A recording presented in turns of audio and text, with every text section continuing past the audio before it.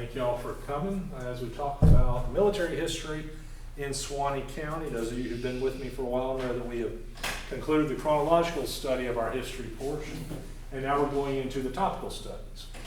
Last month was railroads, so this month we're getting into military history.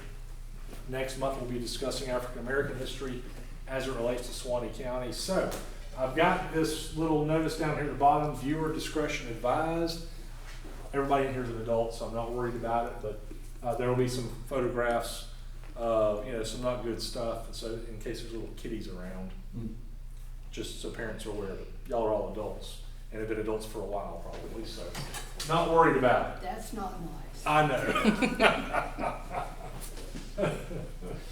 So, our military history in what is now Suwannee County goes back a very long way. The Native Americans that lived here when the Europeans arrived in the 1500s were the Timucua, or Timucua, depending on who you talk to. But anyway, that Native American group, you can see their territory where they lived, all the way up the Altamaha River, and then through South Georgia and North Florida, all the way down south of Ocala. That was basically the region of the Timucua Indians where they lived, or Native Americans, to be politically correct. So you see us in the midst of that, Live Oak has pointed out.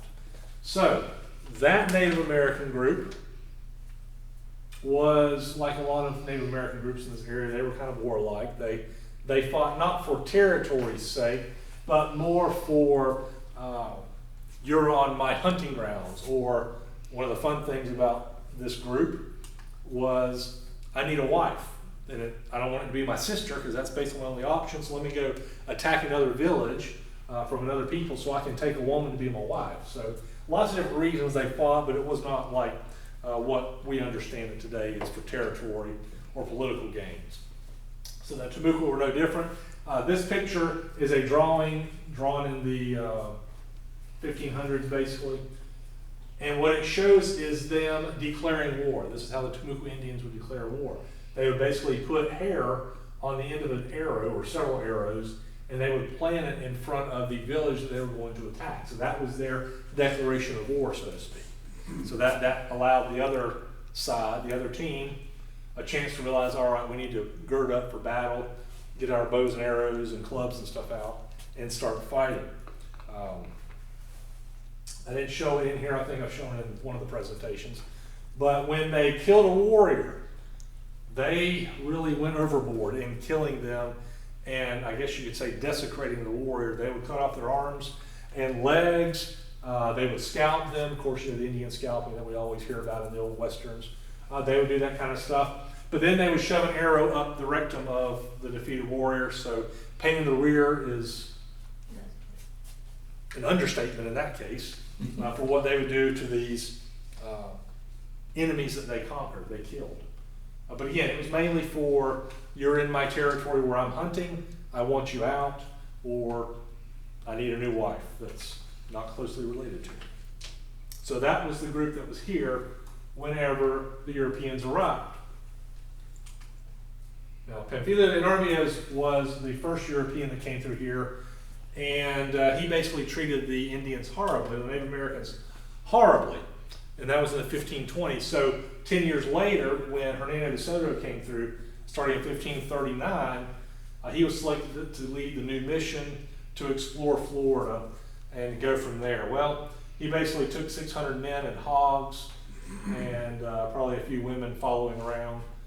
They landed in the Tampa Bay area and started moving northward, mainly to explore new territory, but also to find some riches that had been rumored to be in the area.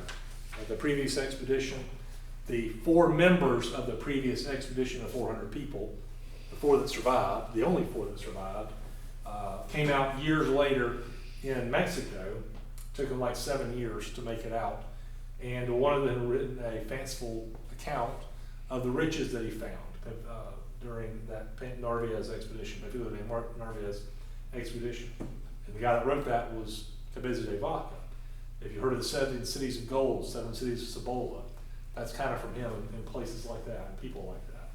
So De Soto went through thinking there's going to be riches, so he is inquiring from all the Native American groups that he encounters.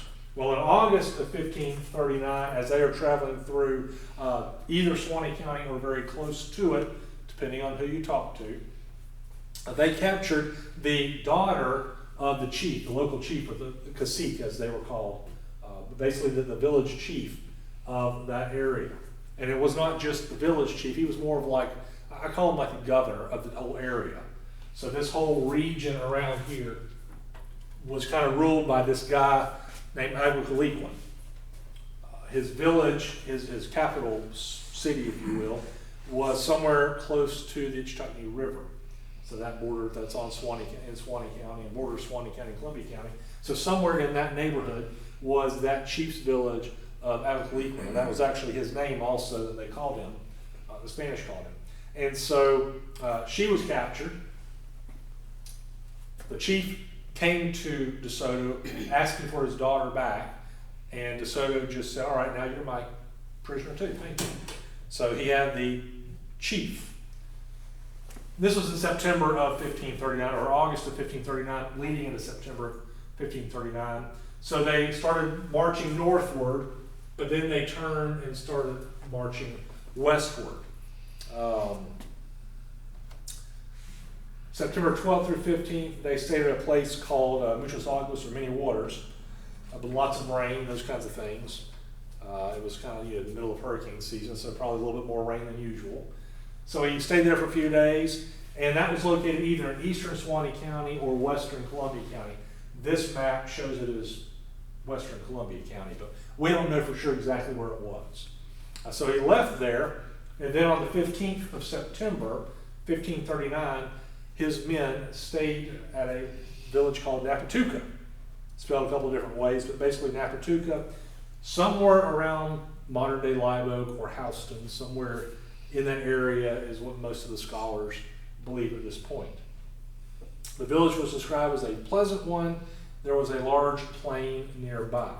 Now, I don't know if this is fact or not, but one of the places that comes to my mind anyway, when I hear that discussion, is just east of town, close to where Musgrove construction is, that area, because there's a nice big plain there, and then you've got a little bit of a rise. So I don't know for sure where Lundy Septic is, that area. It may or may not be, but that's the picture in my mind when I read about Napatuca. But there's lots of those areas, so I'm not saying that's it. But anyway, so they stay there, but what's been happening is these villages in the whole region are upset that Agricolequin has been captured.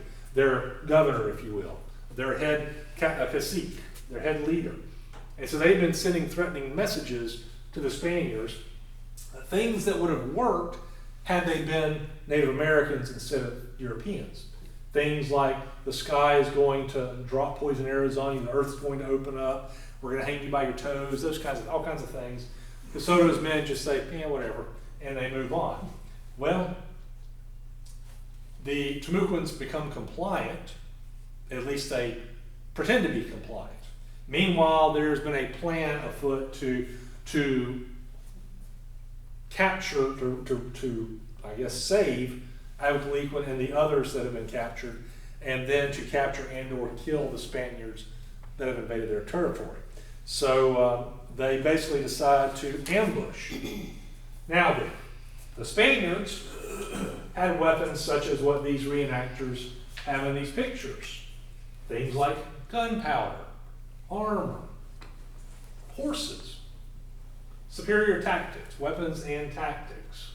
There were only a few hundred of them versus thousands of Native Americans, but they had the right weapons, the right armor, that kind of stuff.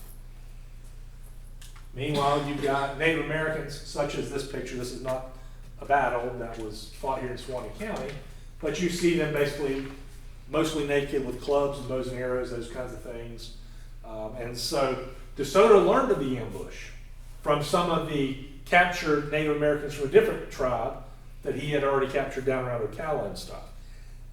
And so he learned from them, hey, these guys are going to do something. So he pretended like he didn't know anything about it. So on September 16, 1539, when the Timucua had agreed to come out and meet DeSoto in the middle of the plains to discuss repatriating their chief, instead it was thousands of warriors poured out of the woods around the plains to attack the Spaniards. Well, the Spaniards were already ready. Most of them were up in the village huts, fully dressed, fully armed, even on their horses, ready to go. And so as soon as the call came out, they went and they fought. It was a swampy area. There were some ponds or some lakes that were there. It's even possible they were just sinkholes that had filled up because of the rain that had been going on for the previous weeks. But there were two of them, a larger and a smaller one. DeSoto didn't have enough men to surround the larger one, but he was able to surround the smaller one with his men. And all night long, these Indians are being routed by the superior weapons and tactics. So the ones that don't flee outright, that go into the lake, he's able to surround them. And for the rest of the night, taking pot shots at him and vice versa. These Native Americans were afraid of the horses, thought they were demons or devils or something. And they had all kinds of weapons and armor and all that kind of stuff, not only on the men but also on the horses. And so these horses had been trained to notice movement. So what the Native Americans would do is they would try to sneak out when it was nighttime by putting lily pads over their heads and kind of floating close to the edge of the bank. But the horses knew it and would run down and then chase them back in, scare them. And so this happened all night long. The lake was deep enough that a Native American could not stand up in the water. So what they would do, so they could shoot back with their bows and arrows, somebody would climb on top, somebody would, I guess, go underwater, somebody would climb on their shoulders and shoot, and then I guess they'd switch or they'd take a breath, whatever it is. So this happened pretty much all night long. But it was cold, and eventually the Spaniards started seeing the surrender. These Spaniards, when the Temuco were surrendering, this is another picture, a drawing, and this is Cortez in Spain, in Mexico. So this is about 10 years prior to that. But it shows the same kind of weapons, plus the dogs. These dogs that were taught to hunt. So they would also hunt down these Indians, these Native Americans. So these are the kinds of weapons and things the Spaniards had. So they were able to easily defeat these Native Americans. Well, the ones that were left in the lake, by the next morning, they started surrendering one by one. The last one to surrender was one of the big chiefs, and he gave some nice long soliloquy, monologue type thing, that you might read in Shakespeare, one of those kind of things about, tell my people I have fought valiantly, I know I'm going to die, et cetera, et cetera, et cetera. And then he surrendered. Well, DeSoto only had a few hundred men with him. He didn't want to stick around here, and he's now got hundreds of Indians that are prisoners. He wants to try to make nice with them because he wants to get through, he wants to get information from them.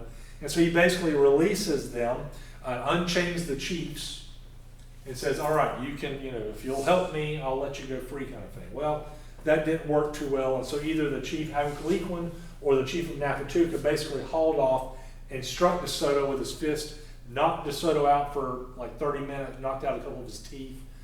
And so that was like, all right, this is not going to work. So basically, the Spaniards massacred all the warriors. They kept the women and the children, but they killed all the men, basically. The Napatuca Massacre, or Battle of Two Lakes, Two Ponds.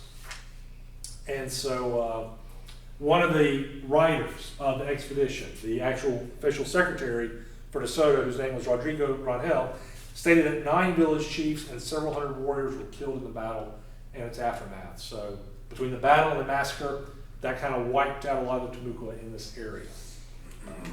A big battle. So we have not found that site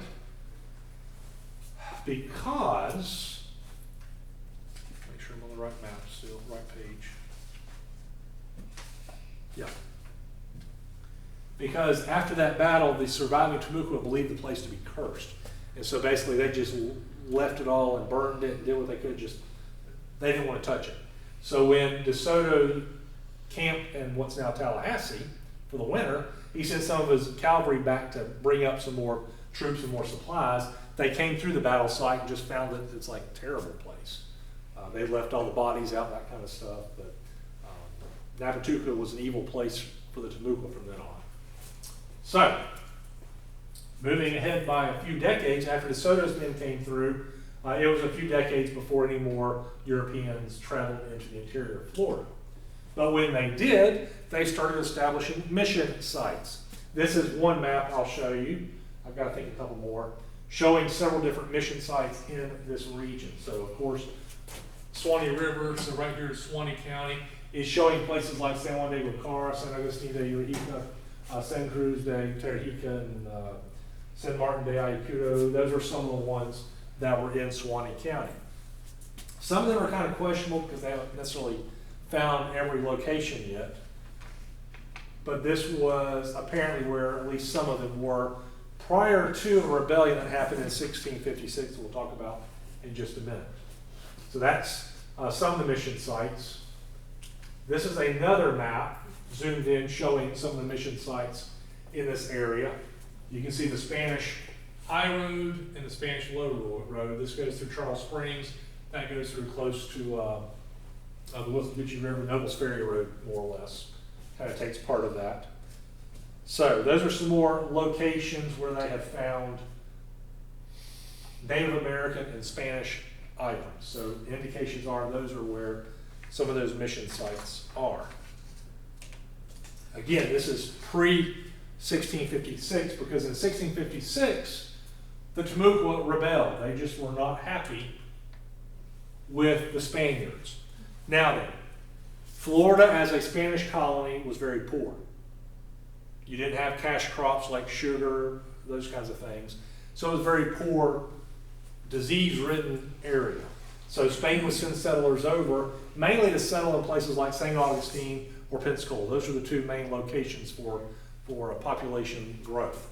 But then they had mission sites, like I was just showing you on that old Royal Road, the Spanish Road, to go between those two places. But most of the people were either in St. Augustine or Pensacola. And so what the Spanish did, they didn't have enough workers to do all the things they wanted to do. So what they would do, the governor would call in or call up basically a lot of the men of the villages to come work for many months out of the year. You come over and you help build things like this fort, which was later, but things like this, fortifications, because the Spanish were fighting the French, they were fighting the English, those kinds of things. So we have to be prepared to defend our colony, but we can't do it ourselves. And so they called up the village chiefs to say, hey, basically you've got a quota, you got to send us every year. And so they were doing that. Meanwhile, the Indians are dying off of disease. They're dying off of some of the warfare that's going on. Some of them are just disappearing. It's like we're done with this work, whether it's working on the ferry crossings, across the rivers, or this kind of stuff. It's like we're done with it. We're going to flee further away. And so as the Spanish keep drawing these annual drafts, these annual, whatever you call it, to call them in, these men, these Native American men are spending most of their year working away from their families. So that's not helping their population because they're not home making babies. They're over here in these other places building. So that's just helping with the population decrease of the Native American population.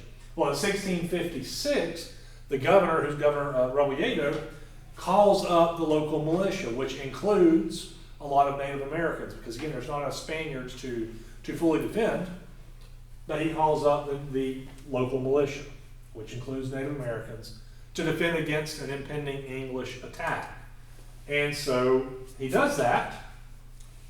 Well, a lot of the caciques don't like that, and so the ones in and around Suwannee County decide to rebel. It's like, ain't happening, dude. So not only do they not send those militiamen over, they end up starting to kill some Spaniards. And so there are several small massacres, including 2 in Suwannee County, where they kill some folks. Down in Paynes Prairie area, they kill some, I think 7 or 8 people all told. So it's not like a huge massacre, but they are doing it in several locations. So it's obvious there's a widespread rebellion kind of fomenting in the interior of Florida. The 2 that were in Suwannee County at a place called Calacala, which may have been Royal Springs. They don't know for sure. But there was a guy named Francisco Vasquez and a Native American named Geronimo, not the famous one everybody knows about, but a different one. And they basically had stopped for the night, were sitting there talking, and Native Americans, the Timucua, come in, kill them, and scalp them. Those kinds of things. So not good, not a good start. Well, at the time, Governor Robledo is too busy trying to defend against the English. Well, eventually, hurricane season jumps in, and he realizes the English aren't going to attack this year. So now he can focus his attention on this insurrection that has been going on in the interior of Florida. And so he basically pulls up his soldiers, Spanish soldiers and whatnot, and starts marching inland to where these rebels have holed up just across the river into Madison County. In a place, in something like this. This is from the Civil War, but it's an earthen fort with spike logs, that kind of stuff. Basically, they have prepared defensive works to fight it out. Well, there's been a lot of negotiations between the ringleaders, who are, again, pretty much from Suwannee County and the immediate area, negotiations between them and Governor Rebolledo. Eventually, the Native Americans, the Timucua, surrender instead of having a bloodbath. And so the governor executes most of those chiefs. Places like Neahaka, Tarahika, San Martin, and San Juan de Lucara, all or most of which were in Suwannee County at the time. And he executes most of them, garroted them and things like that. And he puts in their place chiefs that are pro-Spain. All right, I don't like you, I got rid of you, let me put somebody in that favors me, that favors my country. So that's what he does, and that kind of helps. They also move the village, a lot of the village and or mission sites. Because some of those sites, the mission sites especially, were several miles off of the main road. And so the governor decides, I'm going to make it easier for my troops to get there. So he basically moves a lot of these mission sites to right on the Royal Road, the Spanish Road, so they're a lot easier to get to. And he starts sending more soldiers out there to garrison the area, to kind of stop any other rebellious ideas. So that kind of works. There's no more major rebellions. But it doesn't help the decline of the Native Americans in Florida. Over the next 50 years, you've got death and disease continue to take its toll. You've got several wars with the English especially. And in the early 1700s, 1702 and 1705, that era especially, you've got Governor Moore of the Carolinas. He comes down and he starts destroying systematically the mission sites in North Florida. So the ones that have not already been abandoned because of disease and death, he is destroying what's left. Even over in Tallahassee, that site he goes after, which they pretty much already had just abandoned it before he got there. So it destroys, his attacks destroy what's left of the mission sites in Suwannee County. So the Spanish and Timucua that are left, they pretty much hold up in either Pensacola or St. Augustine. And so that happens. Meanwhile, the Timucua are still continuing to decline in numbers until only one mission is necessary for them because there's so little left. And those few survivors are living over in St. Augustine. Well, at the end of the French and Indian War, or the 7 Years' War, in 1763, Spain gives up Florida to Great Britain in exchange for handing over Cuba, I believe it was, or some of the islands in the Caribbean that were a lot more financially independent. And so the one Timucua guy basically that's left, or a couple that are left, go with the Spanish to Cuba, part of Cuba, and they die there. 1767, so the Timucua die off in that year, as far as we know. There's rumors survivors lasted even with the Seminoles that would later come in, but the warfare, disease, etc., had killed off that group. So Florida is depopulated of the Timucua. Most of the Spaniards move out. The English have moved in, the British have moved in. For about 20 years they are there between 1763 at the end of the French and Indian War and at the end of 1783, which is the end of the American Revolution, which was a worldwide war. We were just part of it. And so in 1783 comes along, Great Britain gives Florida back to Spain in exchange for some of those sugar-rich Caribbean islands. And so Florida becomes Spanish territory yet again, but they're poor, they're broke from the war. They don't do a lot with it. In the meantime, since the central area of Florida has been depopulated pretty much by all these wars, Other Native American groups are starting to move in, ones that are being pushed out by the Americans, ones like the Upper and Lower Creeks, the Yamasee, even some escaped slaves are being pushed into Florida. And they come to be called Seminoles, which is probably from the Spanish word Cimarron, which means runaways. They were running away from English and then American expansion into the colonies and beyond. And so those Seminoles come into Florida, and a lot of them start living here in what's now Suwannee County. Well, that's okay for a few years, but eventually the Spaniards are encouraging colonization of Florida by Americans, because again, Spain's broke from the American Revolution, all the other things they've been fighting with, dealing with things at home, dealing with the French Revolution, just lots of years worth of death and destruction and financial ruin for that country. And so they say, we can't really do much with this colony, but hey, you Americans, if y'all want to move in, as long as you convert to Catholicism, we'll give you a lot of property. So that's what happened. A lot of Americans moved into North Florida in the first years of the 1800s, the first decade or two. Well, that comes into conflict with those Seminoles, who by this point have been here for 50 years or so, or even more in some cases. And so that leads to some issues. So there is eventually a massacre on the Apalachicola River. About 50 settlers and soldiers are killed, and American forces don't like that. So this is in 1818, and what happens is General Andrew Jackson decides with some troops, we're going to invade Florida, we're going to take care of these Indians once and for all. Andrew Jackson, if you know anything about him, you will know probably that he did not like Native Americans. He had lost family members to him years past. He was an Indian fighter. He had already fought and won at Battle of New Orleans in the War of 1812, just a couple years prior to this. It was 1815 when that battle was fought. So he was already a legend in the United States, and he was a well-known Indian fighter to boot. So he kicked the tails of the English, he kicked the tails of the Native Americans. So he comes in with an army to, I guess, take revenge in a way for these attacks. Like, I'm gonna wipe these villages out. So he marches down to Apalachicola and then marches eastward towards Suwannee County. So he does that, and every village he finds, he's burning them down. He's not finding many of the Indians because they have fled. They've heard about him, know he's on his way, and so they're fleeing.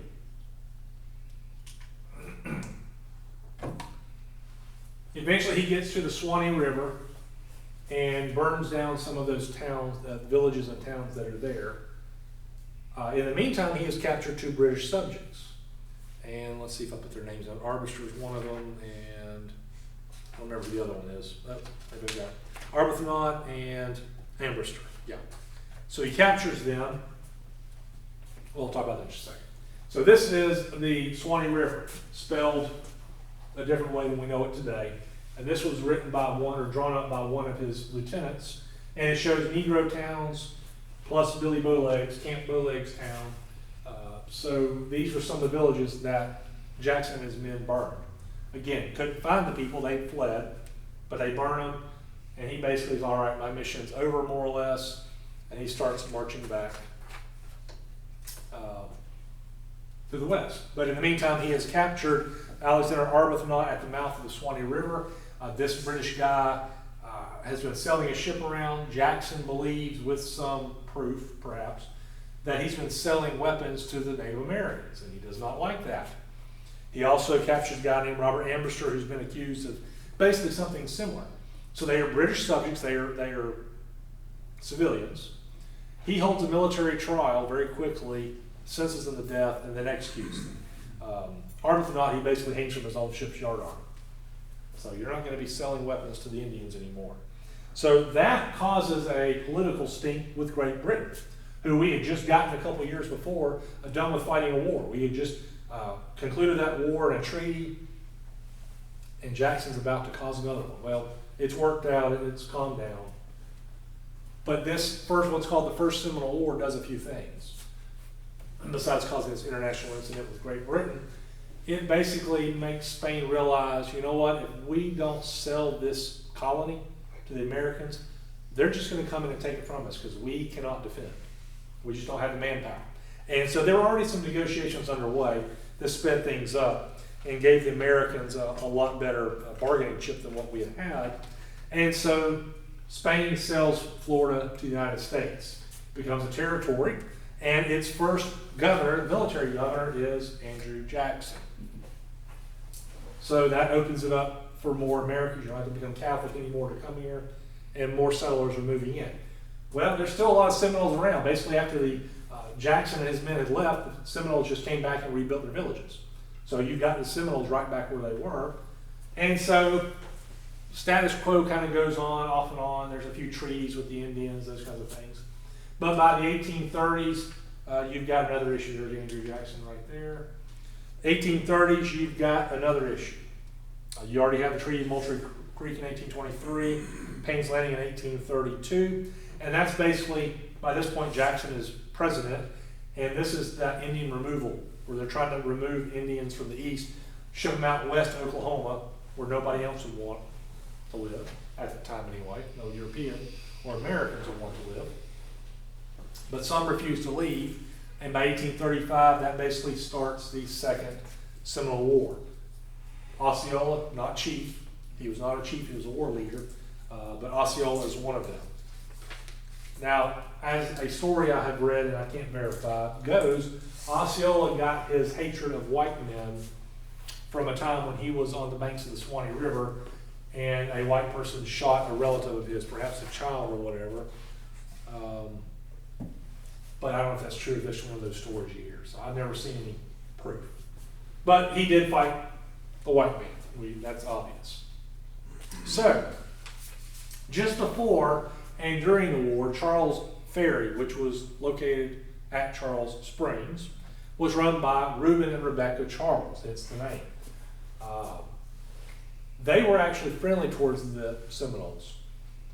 They were one of the few white folks in this area that were. So they traded with them, plus the white folks and everybody else.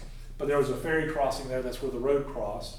So he had a ferry there. He had a trading post. He had an inn. Basically, the Charles family had a lot of stuff there. Now, Reuben Charles died about the time the Second Seminole War started. Supposedly shot while he was walking on the banks of the river. We don't know if it's... I joked that it was a Native American who was colorblind because the Charles family wore a red scarf to say, hey, we're your friends, don't shoot us.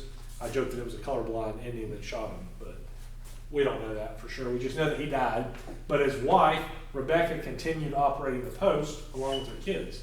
Well, this post was important enough that it was garrisoned by American soldiers during the Second Seminole War, very heavily traveled. Now, the Second Seminole War was basically our longest war until Vietnam. It went on from 1835 to 1842, basically.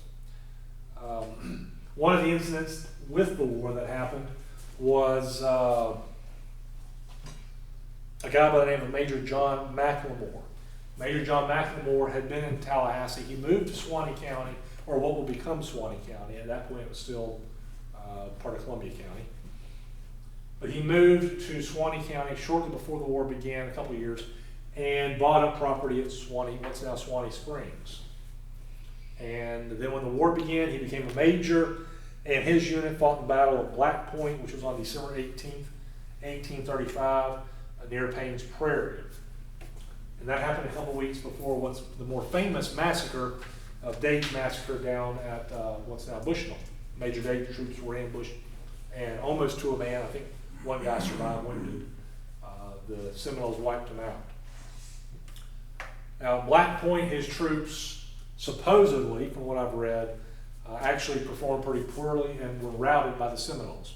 But they had only been together for a couple weeks, so it's not like they had been really highly trained.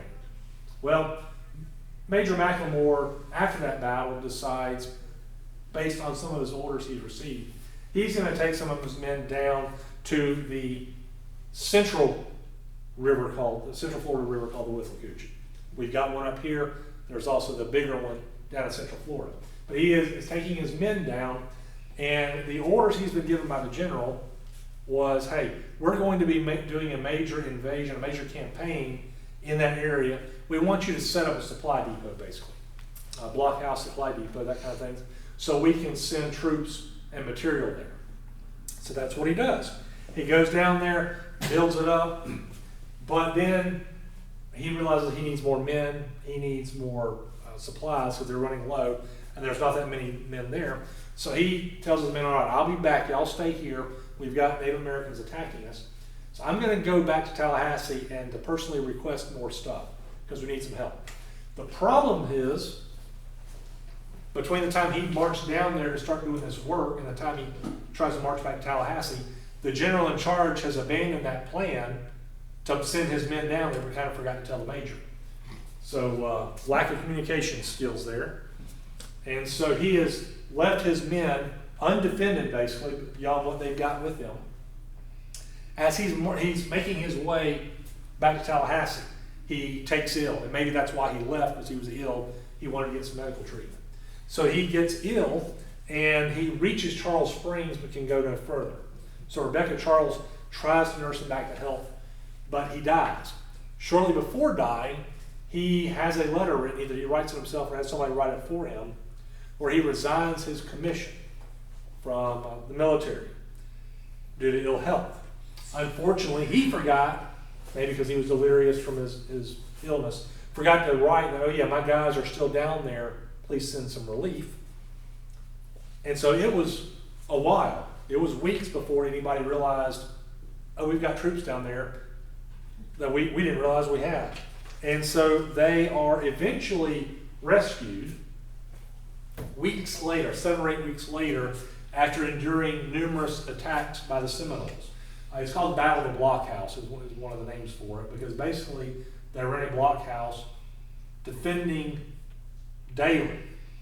They actually suffered so many casualties and so much damage that all their food had been destroyed except the corn, and the corn had burned, so it basically became burnt popcorn. That's what they were having to eat. They were subsisting off whatever they could scavenge, because as they went to try to get food or water, they were getting shot by Native Americans. But eventually the survivors were rescued and went back home. Now then, as the war continues, you've got Seminoles in all kinds of locations. The Seminoles are not marching out European style, let's all march in a line and let's go fight like the Americans are used to, and what the British had done, especially during the wars they had been fighting with them previously. The Seminoles are guerrilla warfare experts. They're hit and run, they're taking pot shots. So the Americans realized we've got to establish forts all over the place. So they start establishing forts, some of which are in and around Suwannee County. One of the posts supposedly was Suwannee Springs, which at the time was called Lower Mineral Springs. There was also the post there at Charles Springs. Now then, when we talk about an army fort in the Second Seminole War, most of them, let's see if I got a picture, I don't think I did. Most of them were basically no more than, here's the building that's already here, we'll put some, we'll sharpen some logs and stick them out in front. It was not a fort like we picture forts today. Nothing like that Castillo de San Marcos. Nothing like that for sure. And even that right there was probably more than what most people had. But it was a defended area, at least where they had soldiers stationed, or militia stationed. And so they were doing that. They were sending folks down. And a lot of these settlers that were in this area, including Suwannee County, would flee to these posts, or these forts, quote unquote, and stay there for protection. And that's what happened. There were several times during the war when it sounded like the Seminoles were going to give up and go out west. And some of them did, but some settlers thought, hey, the war's over, I'm going back home. So a lot of them did that, and some of them were okay, but some of them were not, and there were several massacres that occurred. Now, there was a Mr. Clemens who lived several miles away from Suwannee Springs, could have been 5 miles southeast of Live Oak, we just don't know for sure. But basically, he had taken his family back to the old homestead. Then he goes back to the fort to gather the rest of their supplies and belongings, and his family is wiped out. He basically finds them a couple days later. Hogs are rooting around and eating the corpses, kind of thing. they were killed. Let's see. Yeah, several massacres. Let me read. I've actually got a couple of excerpts. This kind of shows during this era, again, the two main roads, the high-load and low road, which at this time are Jacksonville, Pensacola, or St. Augustine, Pensacola. And you've got several ferries there showing. You've got Suwannee Mineral Springs. But again, this was a heavily traveled area because the soldiers would come from up north and then transport that way down to Central Florida.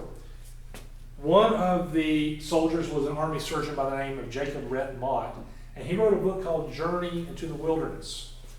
And he talks in his book partly about some of these events that happens in Suwannee County. So let me read you.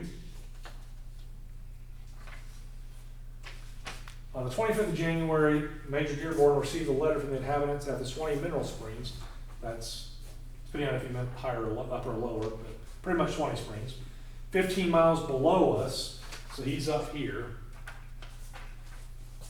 Entreating our assistance in pursuing a large party of Indians who had the night previously attacked the house of Mr. Sykes, 3 miles from them, and murdered some of the family. Orders were immediately issued for a forced march. So they start marching, and then he kind of goes into a description of what happened. And this is kind of what happens. We found that the old man Sykes, by wonderful coolness and presence of mind, had been able to defend his house single-handed against about 30 Indians from 4 o'clock in the afternoon, the time they made the attack, until after midnight, when the sudden appearance of a mounted party who had been apprised of the situation and started to his rescue frightened the Indians off. The house was situated on the mail road between Jacksonville and Tallahassee, near a hammock. On the afternoon of the 24th of January, Sykes was in his corn crib with his little grandchild shucking corn when he heard a volley of rifles at a spot where his son-in-law Smiley was a lieutenant in the American Army and was stationed at Suwannee Springs, and he would come over often to help his father-in-law and such, visit his family.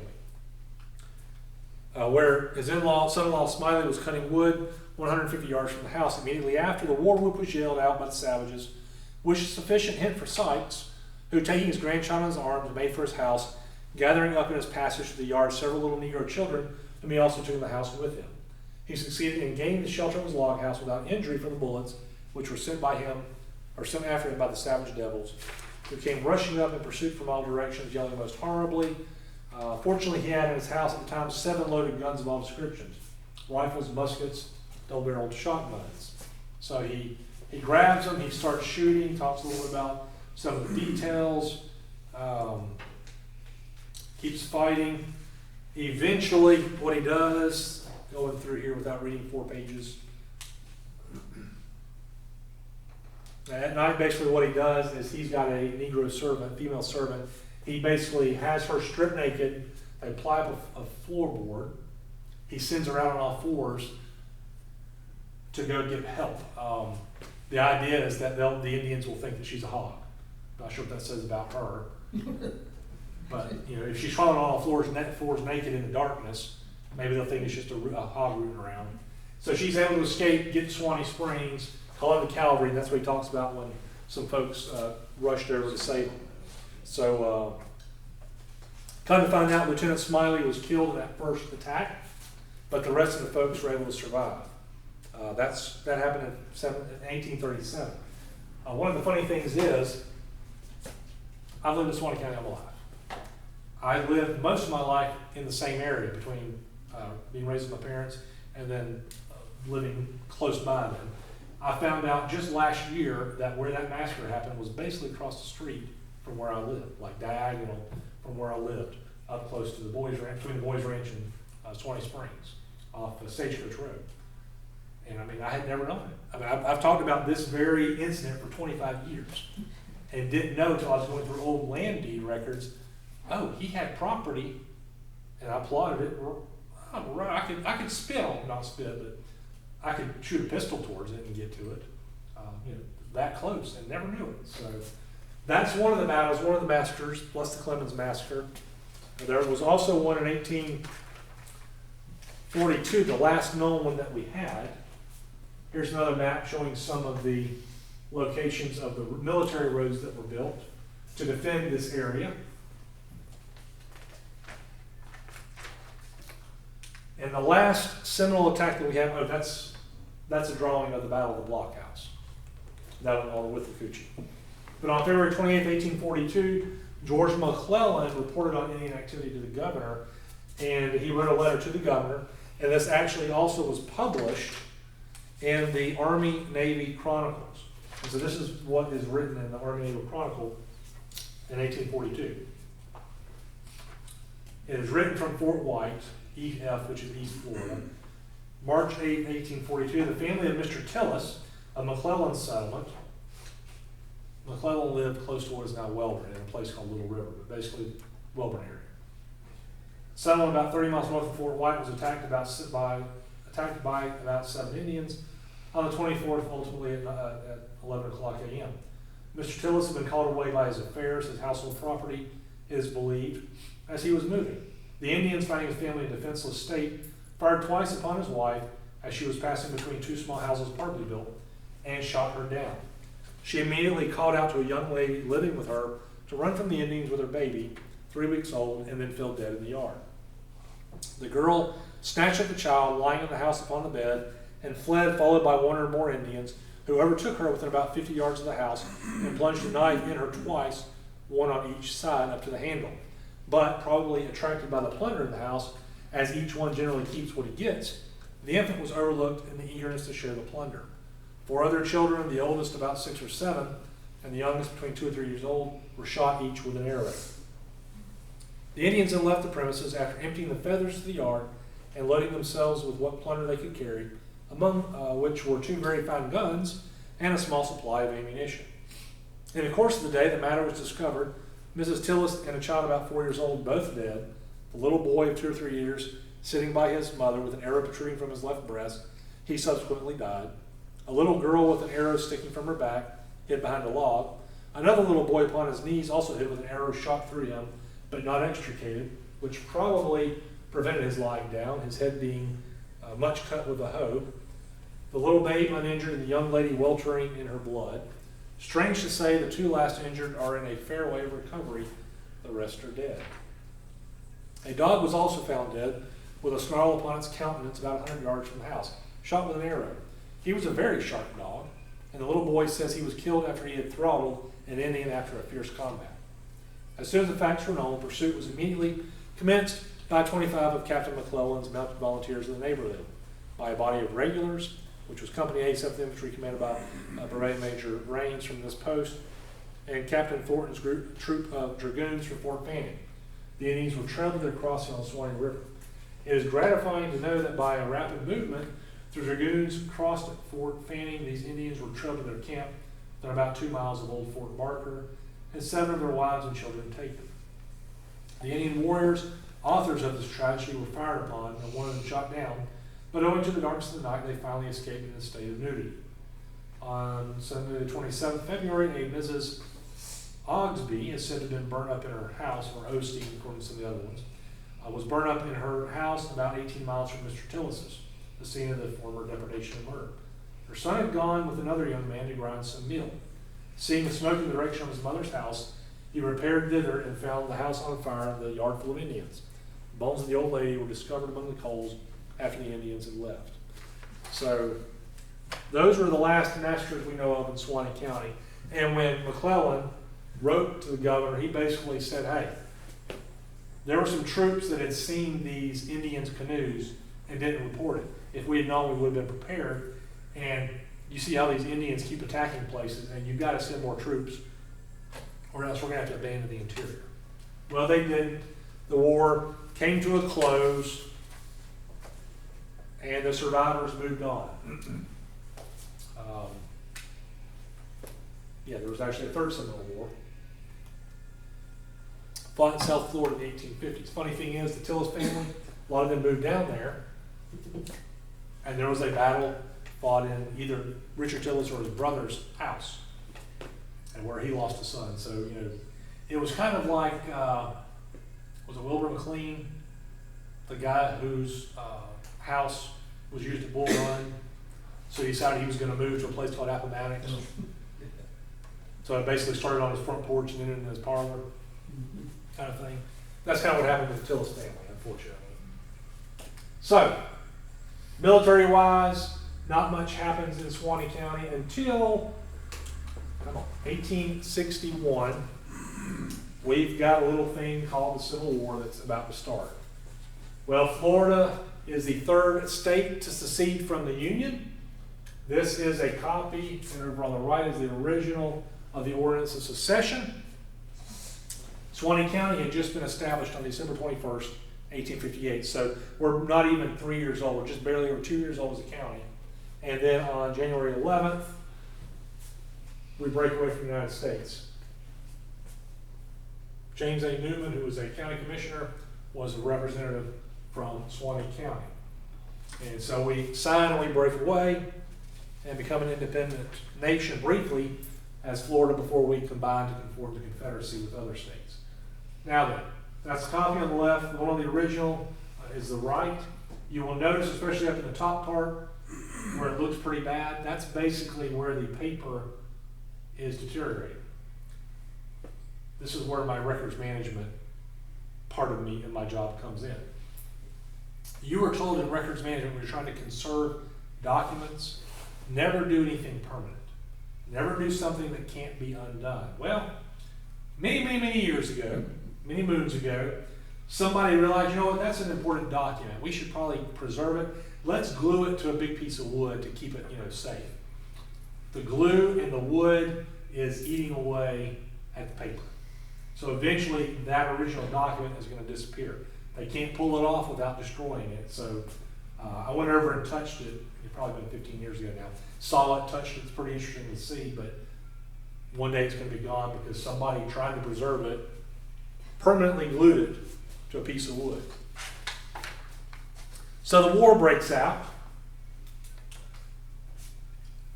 Before the war, we had Captain James Tucker, who at the time I believe lived in Madison County, but he operated a steamboat called the Madison up and down the Suwannee River for several years. She had been built either 1854, 1855, up in Indiana, was brought down.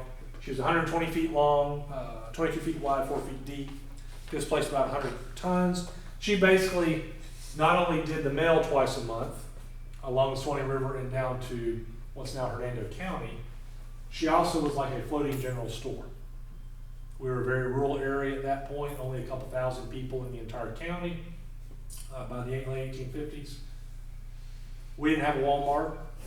We didn't have anything like that. And so if you wanted, especially things like iron products, if you wanted a new skittle or a new stove, you couldn't just make one. You'd have to go buy it from somewhere. So he would bring that kind of stuff in, plus like clothing and nice clothing, fancy clothing. So bring it up by steamboat, and he would stop along the river at all these steamboat stops. And he basically would blow his whistle. The stories say that it could be heard 10 miles away. And that would let the locals know, hey, Captain Tucker's on his way to the steamboat landing. Let me take my stuff. They didn't have banks back then around here.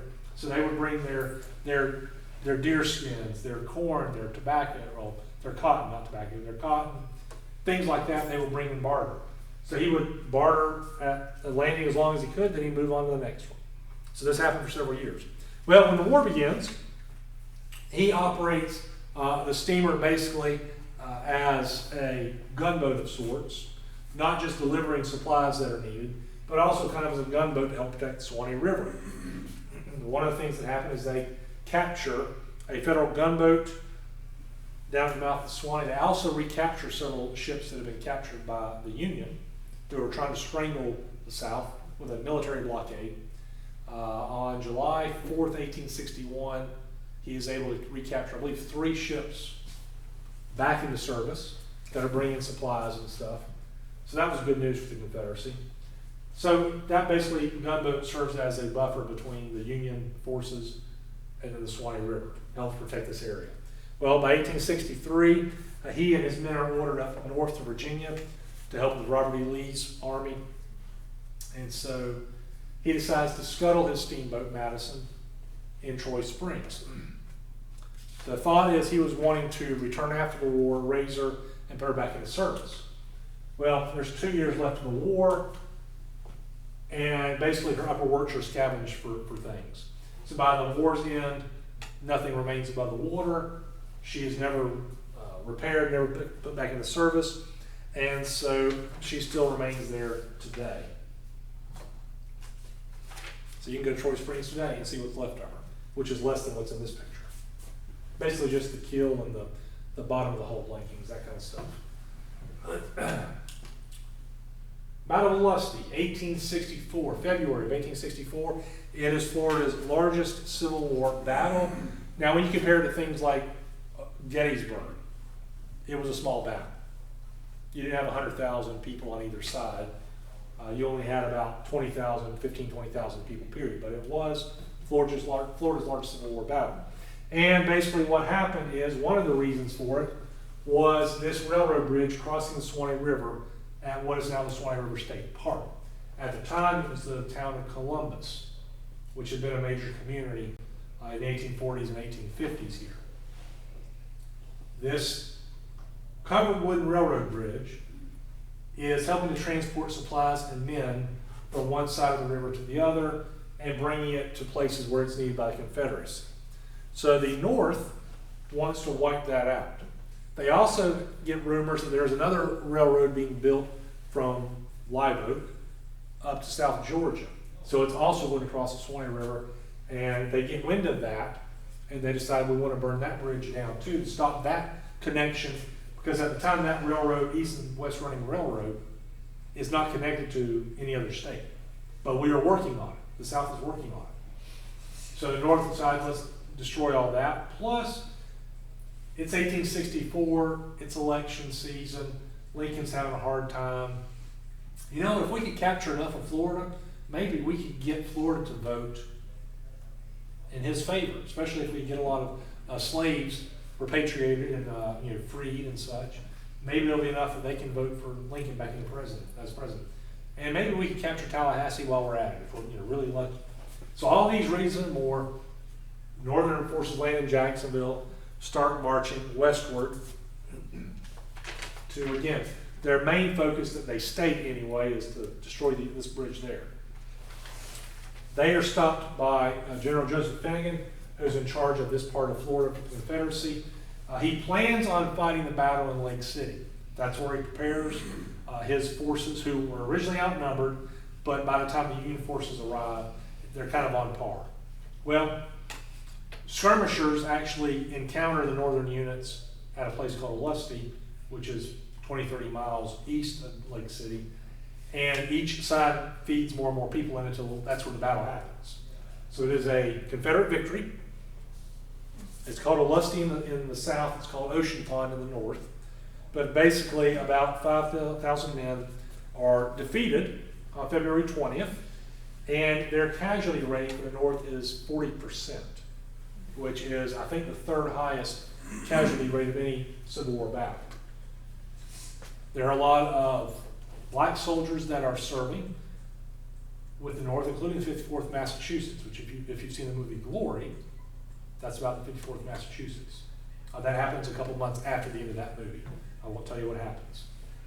But a lot of them are killed in the battle. But because of the victory at Lusty, the South continues to use that railroad, and the earthworks that were built as a last-ditch defense are still there on the Suwannee County side of the state park, so you can see them even today. So the battle was not fought here, but it was going to be if we lost in Lusty. All right, another part of Civil War history. And we're going to go over 1 o'clock. Y'all all right with that? Okay. Another part of Civil War history is this young man named Lewis Thornton Powell. His family moves from Georgia in Hamilton County, and then they move into Suwannee County. His dad is a preacher, Baptist preacher. In 1859, they moved to Suwannee County, and they homesteaded a place that this guy will eventually call the Live Oaks. Live Oak is basically a brand new community. The earliest mention of it I can find is 1861, where it was called Live Oak Station on the railroad. So basically that area. Well, in 1861, Lewis Thornton Powell is 17 years old, so he's too young to join the Confederate Army, but what's 1 year? No big deal. So he joins up with the Jasper Blues, or the Hamilton Blues from Hamilton County. They are later known as the 2nd Florida Infantry Company I, and fights in several battles, including the Peninsular Campaign up in Virginia. He is then eventually captured at the Battle of Gettysburg. Florida units are involved with Pickett's Charge and all that surrounding it. And so a lot of our guys are killed or captured. And he is captured. He's wounded and captured. Nursed back to health by a female nurse that apparently falls in love with him, lets him escape. So he wanders around up in the northern areas. He then joins Mosby's Rangers, which is a guerrilla unit fighting in Union territory a lot of the time. He possibly even joined the Confederate Secret Service. There are some suggestions that he did. I haven't seen proof of that. But whatever it was, he was involved. And one of the soldiers that served with him said he was, quote, an eager youngster, always keyed up for battle, chivalrous, generous, and a gallant gentleman. Now, that's for those who served with him. And at one point he's in Baltimore, whether it's Confederate Secret Service stuff or just out and about on the town, and he gets into a little fracas with a black maid, and is supposed to go to trial, but the witness doesn't appear. He signs an oath of allegiance and signs it as Louis Payne. Now, Payne was a family he was staying with part of the time, so he just spelled it that way.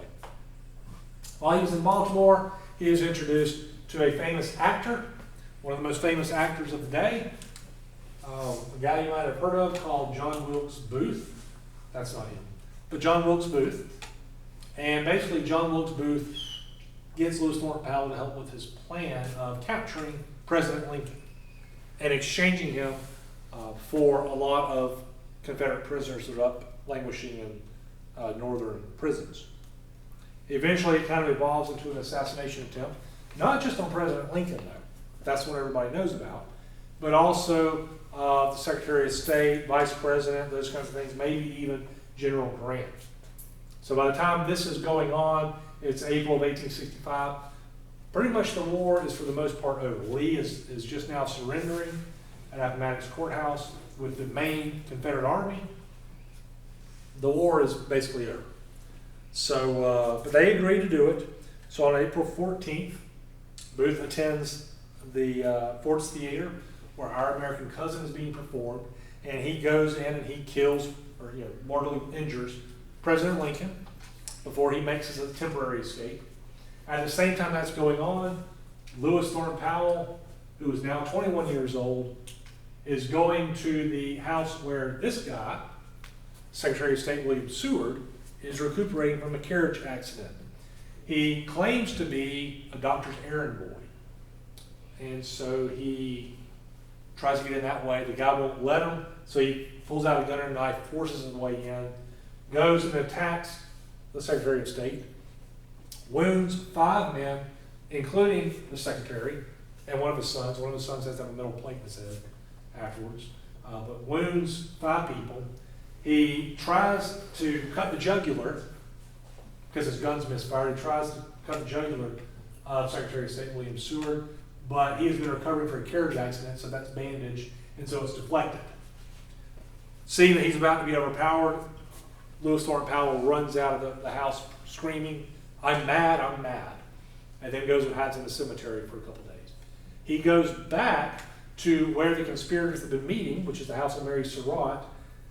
Unfortunately for him, at the same time he's arriving, Union and Army, United States military forces and law enforcement are arriving to arrest Mary Surratt. He claims then that he is there to dig ditches, and it's like the middle of the night. I'm here to dig ditches. She claims not to know who it is. One of the guys that has come to arrest Mary Surratt says, hey, I know you tried to kill the Secretary of State. So Lewis Thornton Powell is arrested. He is then found guilty. Before I move from this picture, Secretary of State William Seward continues on as Secretary of State for a few more years under Lincoln's successor, Johnson. Post-1865, most of the photographs or drawings you see of him is from the left-hand side. And that's because you can see here in this picture how he was that's the injuries from Lewis Thornton Powell. Messed up his cheek area and stuff. So you don't usually see that view. But he does survive, and obviously disfigured a little bit. One of the funny things is he was born in a place called Florida. It's Florida, New York. A town in New York called Florida. The guy that tried to kill him was from Florida. Most kids today, if they've ever heard of this guy, William Seward, they know him as a guy who made a land purchase in 1867 called Alaska. Seward's Icebox, Seward's Folly, that would be the same Seward. So I've got a sister-in-law and her family that lives up there. Probably wouldn't have if he had been killed. So, Lewis Thornton Powell is tried. He is found guilty along with some of the other co-conspirators, and he is sentenced to be executed. And so this was in April when it occurs. July, they are hanging from the yard arms. He is the one circled. He was the tall guy. Now, in the trial, should have said this before the picture, but in the trial, he was found to be stoic, dignified, very chivalrous, and the press talked about him more than any of the rest of the conspirators, except for Mary Surratt, dressed on the left, who was the first woman to be basically tried and found guilty of this kind of thing. So they were executed. Even as he was going up the gallows, Lewis Thornton Powell was saying, "Release Mary Surratt, she's innocent. We basically just used her house. She doesn't know what's going on." But obviously they executed her too. Meanwhile, Lewis Thornton Powell's family is still here in Suwannee County. His dad is still performing marriage licenses according to our courthouse records. But he gets wind that his son has been arrested and is going to trial. So George Powell, his father, is trying to travel up north. He's sick, he can't make it in time, doesn't get to see his son again.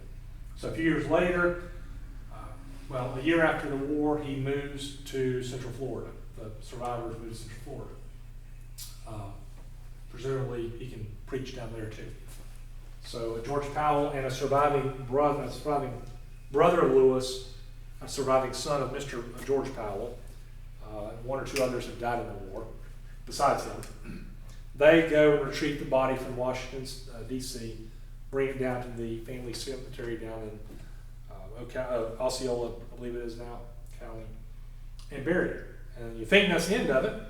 120 years later, somebody's in the Smithsonian in the Indian exhibits in the back, and they find a skull, his skull.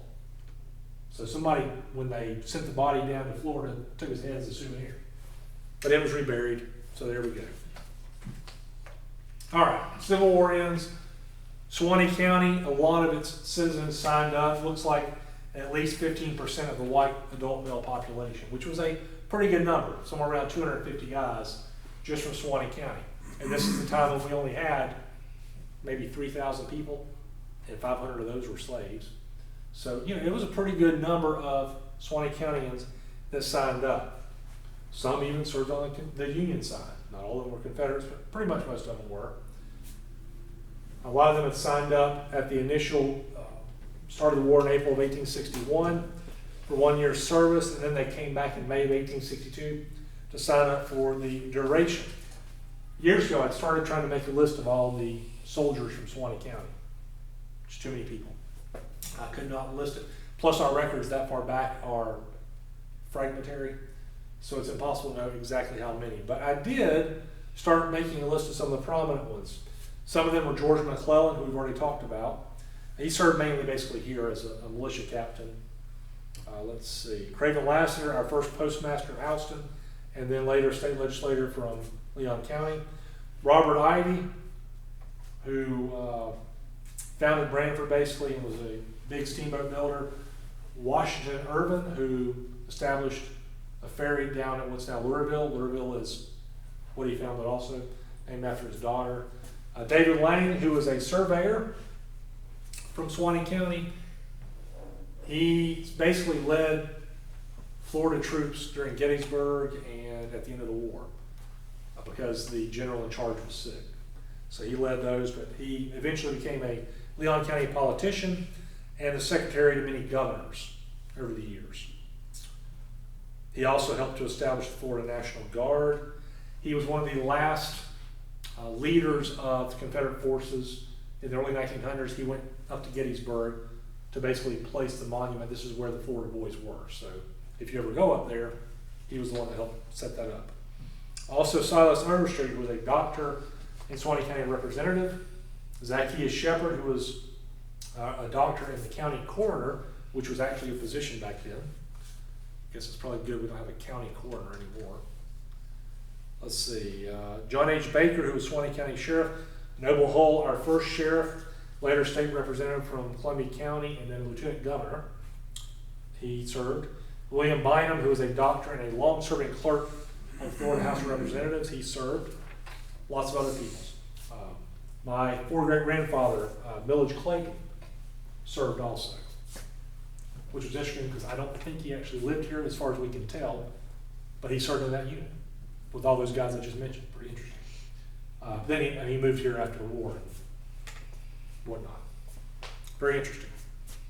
So, our Suwannee County boys that served, depending on which unit they served with and when, a lot of them served with Lee's Army through Chancellorsville, Gettysburg, Petersburg, Wilderness, and surrendered at Appomattox. Others were fighting over in the West. Army of Tennessee, they fought in Chattanooga, Chickamauga, Atlanta, and surrendered with Joseph Johnson in May of 1865. So these are a few pictures of some of our settlers that were in the Civil War that became prominent. So then we've got 30 years of non-military stuff anyway for the county.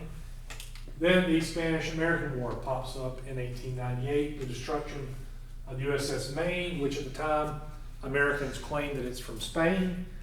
Apparently it was a coal explosion, but hey, good reason to start a war. We want some of those Spanish territories. So that's what happened. So tensions flared up. The local militia unit, which is called the Suwannee Rifles, is called up for service. They are commanded by this guy, George Porter, Captain, later Major George Porter, who had moved here from Arkansas a few years before. He was the businessman who provided electricity to Live Oak for the first time. Lots of other businesses. He was big into sawmills and stuff like that. But he was the one that built the first power plant here in Suwannee County in Live Oak. Well, he was also one of the first 3 men to own an automobile in Suwannee County. He had a huge manufacturing company on the east side of town called the Live Oak Manufacturing Company. And he and his men were ordered to Tampa in preparation for departure to fight in Cuba. He left even though that manufacturing company burned down the day before. He figured his service to his country was more important. So he got down there because the Suwannee Rifles was one of the 12 units from Florida that were called up for service. They remained in Tampa, and then they were training for the invasion of Havana, but the war ended before that, and so the men eventually went home. Porter went back to Live Oak and rebuilt his businesses. And I thought I'd have a list of some of those that had served, but I did not print it up. But there were some prominent folks from the late 1800s, early 1900s. Just trust me. Trust me. 20 years later, we get involved in another war, World War I, which at the time they didn't know was the First World War. It was the war to end all wars, is what they called it.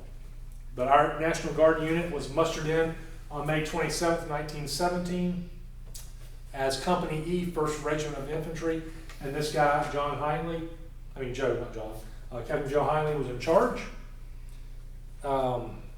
Reported to Camp Wheeler in Georgia. They served in France, among other places. And several of the folks were injured. I don't recall reading one that was killed, but we did have several that served. Our boys came in late in the war, and just one of those things. In 1919, the Sheriff Lyle, in the newspaper was talking about, hey, let's get up a monument of all those that have served in the Great War, one of the other names for it, and let's make two memorials and put them in the front of the courthouse. One over here is going to have the white folks, one over here is going to have the black folks that were serving. I don't know whether it actually happened or not, but it was at least talked about, so that was good. A couple decades later, you've got the Second World War. Begins 1939. We don't enter until the end of 1941. Meanwhile, the local Florida National Guard Company was called into service on November 25th, 1940, and they go to Fort Benning, Georgia, which I guess is not Fort Benning anymore, is it now? Anyway, the fort, at least formerly called Fort Benning, to train Army officers.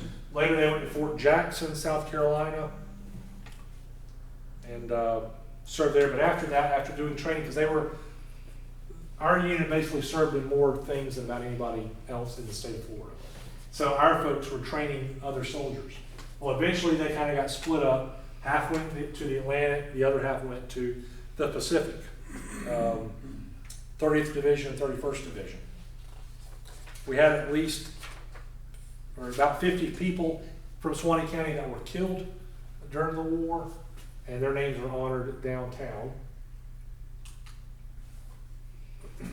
One of the involvements, and this was alluded to earlier before the presentation, the USS Suwannee was an escort carrier, basically built as an oil tanker that was then converted when the war began into what's called an escort carrier. I love military history. So, carriers. World War II, you had several different sizes or classes of carriers. You had the fleet carriers, who were the big ones, lots of aircraft, fast, they go in harm's way. Then you have light carriers, which are a smaller group. And then you've got the escort carriers, which are smaller, slower, usually meant for convoy duty, basically protecting big numbers of ships from like German U-boats and those kinds of things. So the escort carrier Suwannee could hold about 30 aircraft compared to a fleet carrier of 100. So it was not nearly as powerful, not nearly as fast, didn't have nearly as many people. It still had a lot of people, but they were a lot cheaper to build and faster to build. We had Henry Kaiser, who was a big industrialist. He was spitting them out every few months, one of the classes of ships. The Suwannee served in both the Atlantic and the Pacific. She was the first escort carrier to sink an enemy submarine, and that was in November of 1942 during Operation Torch, where we landed in Vichy, North Africa, and helped to capture Casablanca in that area. So she was the first one to sink a sub. She also was one of the few that sank subs also in the Pacific. So one of the few ships that sank submarines in both the Atlantic and Pacific Oceans. Her first captain was a guy by the name of J.J. Jocko Clark, who was the first Native American to graduate from the United States Naval Academy. And later in the war, he became a famous admiral, Admiral Jocko Clark. But he was the first commanding officer. So this is the USS Suwannee. Just, oh, you can't even see it. Dang it. All right, let's move this where you can see it. There we go.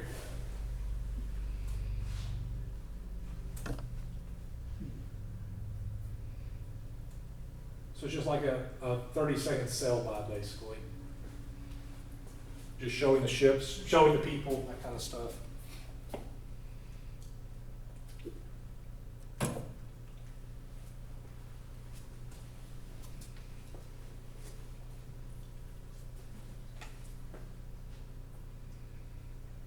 Does it say where they filmed that? I would have to go back and look and see it. I think it does.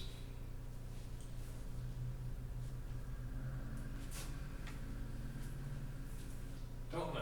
But anyway, so she serves in the Atlantic and then moves over to the Pacific, where she's more sorely needed because the Japanese Navy is a lot bigger than the German Navy. In 1944, she fought in the largest naval battle in all of world history, called the Battle of Leyte Gulf. There's actually 4 battles in one in different locations of the same area, basically as we are trying to take back the Philippines. The fleet carriers and all the fancy, nice, big stuff is out in the way attacking the main Japanese forces, or what they think are the main Japanese forces. Meanwhile, the Suwannee and a lot of other little escort carriers are protecting the landing force of 100,000 troops that are landing in the Philippines. Well, the Japanese have devised a battle plan where they're going to send decoys to the north to draw off the main U.S. forces, while they send their big battleships and stuff into Samar to attack the forces stationed there, the landing ships, the troops, and these little ships that are there. So this action off Samar, as it's called, in October 1944, it is huge. I've done presentations on part of this battle before, and we don't have tons of time to talk about it, but let's just say that all the ships that the Americans had, all the little escort carriers and their little destroyers and escorts and stuff, all their little ships added together did not weigh as much as one of the Japanese ships that was attacking them. Even the biggest battleships ever built. Huge battleships, big guns. I mean, the turret of one of these battleships weighed as much as a destroyer. That's how big these things were. And so the Japanese attacked. Little escort carriers, they couldn't outrun them. 18 knots compared to 30 knots, there's no way they're going to outrun them. So they were sitting off their aircraft to attack. Meanwhile, they were running as best they can, trying to draw the Japanese away from the troop transports. Even the little destroyers and the destroyer escorts are attacking these Japanese battleships. We're talking 2,000-ton ships attacking 65,000-ton ships. And not just one, but several of them. Most of these American carriers are not equipped to attack ships. They're at this point, they are loaded for bear to attack land forces, bombs and rockets to attack land forces, not ships. So it's hard for them to do a lot of damage, but every time they come in, they could bring a bomb or they could bring a torpedo. The Japanese don't know, so they're having to do all kinds of maneuvers. Even when the planes are out of ammo, they are making dummy attacks just to draw off their fire. If you study military history, this is one of these battles that you do study because it's a David versus Goliath thing, and yet the American forces win. We lose a couple, a couple destroyers and destroyer escort, and then one escort carrier, but the Japanese turn tail and run. So it is a great victory. But in the meantime, as that battle is ending, the Japanese naval forces haven't done it. So let's send in this new thing called kamikaze, divine wind. Basically, the Japanese are so fanatic to win at this point, they are sending in aircraft as human bombs. They're piloted all the way down, and they crash into ships. The first time it happens is at the end of this battle, and the Suwannee is one of those ships that is attacked and damaged by these kamikazes. So I've got a video of that too, that I found last month. Let's see. USS Suwannee survives this attack. I mean, lots of fire, lots of flames. There is a crew of about 1,000 members between the crew itself, the sailors, and the aviators aboard. Out of that 1,000-man crew, 107 are killed and 160 wounded. So 1/4 of the crew become casualties in this attack. One of the interesting things I learned, probably the last 2 or 3 years, anybody know who Rob Wolf is? He's a local photographer.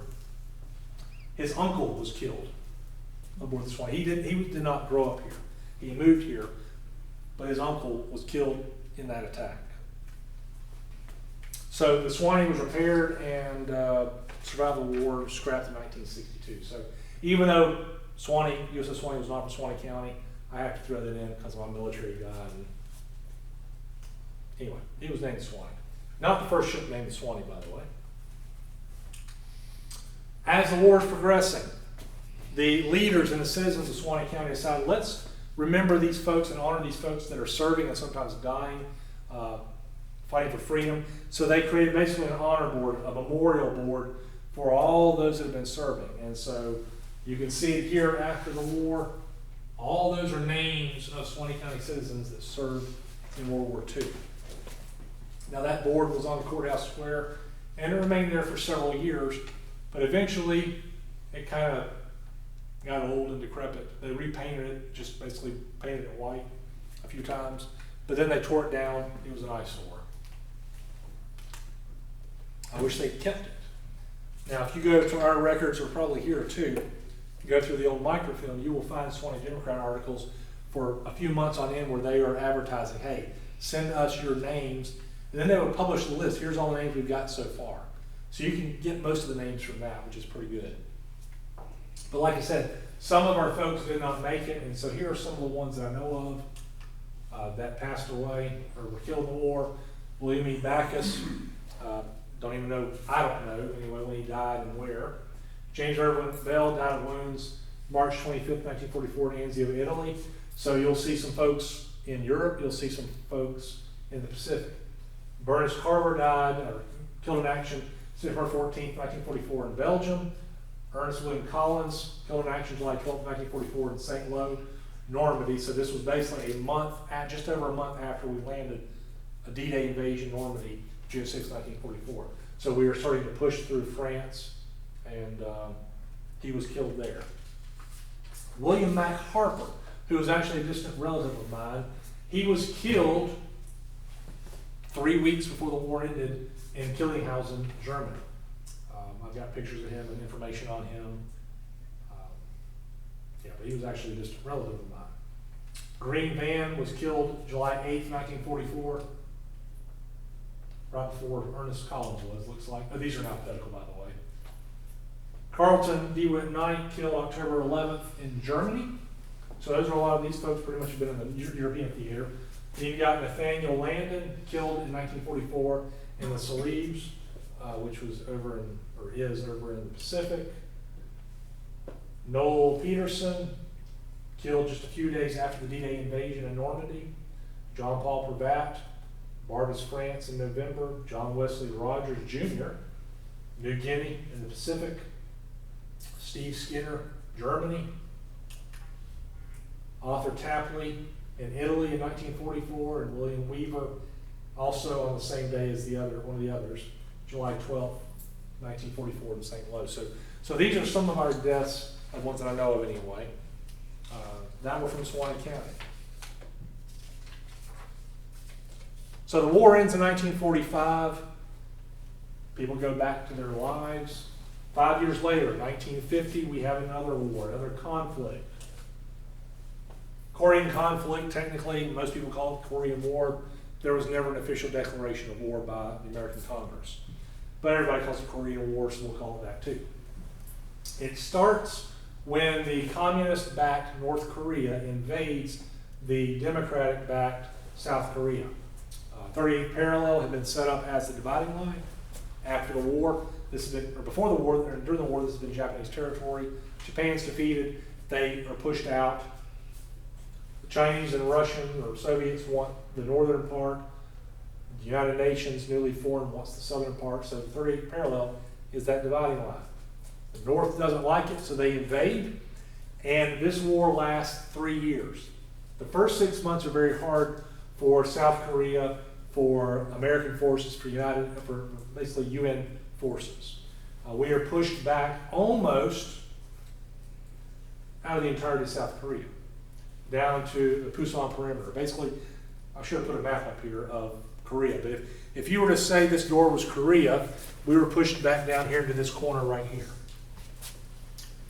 Not a lot of space. Well, 6 months later, though, after this has been going on, they've been pushed back.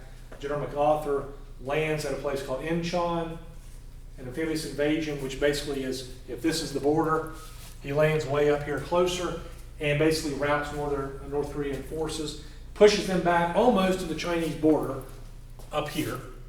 And that's when China decides, we're going to get involved. They push UN forces back down the 38th parallel. So by the first year of the war, the end of it, everybody's back to the 38th parallel. And although the war drags on for a couple more years, basically that's where it ends. Not with a peace treaty, a truce. There's never been an official peace treaty. So technically, North and South Korea are still at war. They talk about ending it, but the North just, well, it's North Korea. That's all we can say. Here are some of our deaths from Suwannee County. Melville Adams, December 1st, 1950. Edward Barrington, missing in action and presumed dead. Missing in action, 1952, presumed dead, 1954. Ashton Hogan, killed 1951. Thomas Jefferson, not that Thomas Jefferson. Thomas E. Jefferson, killed in action, 1950. James H. Kirkland, killed 1950. Marvin McCall, 1950. You see most of these were killed in 50 or 51 when the worst of the fighting was going on. So we lose those guys.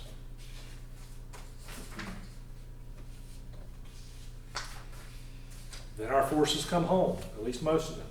There's a drawdown, and then we are drawn into the Vietnam conflict. Again, it's called a war, but it never actually was declared. We were drawn in the 1950s. France, it was French Indochina. France ruled the territory. After the Second World War, they just were unable to hold it like they could, and the communist-backed folks were able to push the French out. The last major battle was Dien Bien Phu in 1954. France basically agrees to leave it. They set up a North and South Vietnam. North Vietnam ruled by the communists, South Vietnam democratic, supposedly, not always the best examples of it, but they were democratic. We started sending advisors in. That led to full-grown forces by 1965. We had technological and numerical, for the most part, superiority, hampered by rules of engagement, those kinds of things. That hampered us. I mean, our troops were brave, and there's no knocking on most of them for that.